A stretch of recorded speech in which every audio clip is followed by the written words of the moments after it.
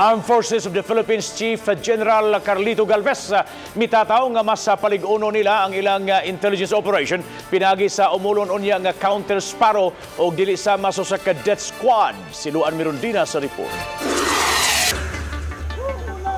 Usa ka arrival honors ang gipahigayon sa Central Command alang kang AFP Chief General Carlito Galvez Jr. Ang AFP Chief ang guest of honor and speaker sa ika-17 nga founding anniversary sa Central Command.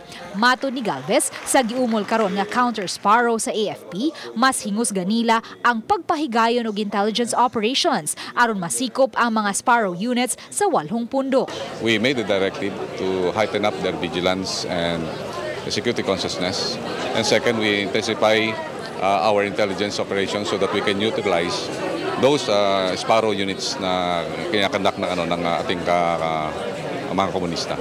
Gitataw ni Galvez nga sa pagpatuman nila niini, ipatigbabaw gihapon nila ang tawhanong katungod sukwahi sa mga kabalaka nga masusama kini sa usa ka death squad.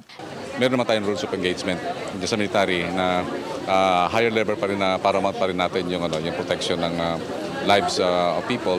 But ang namin is more on intensive intelligence to identify these people and capture them or neutralize them. Gibutyag hinuon sa AFP Chief nga menos ra ang suliran sa insurhensiya dinhi sa tunga-tungang Kabisayan ug na-concentrate lang ang naasong suliran sa lalawigan sa Negros. Sa pikas bahin atol sa anibersaryo sa CENTCOM, gidisplay usab ang mga accomplishments o capabilities sa NAVFORCEN, Air Force ug Army. Usa ka exhibit sa mga hulagway sa ilang mga gilusad nga operasyon ang gipahigayon, samtang gimuntar usab ang ilang mga labing bag-ong kahimanan.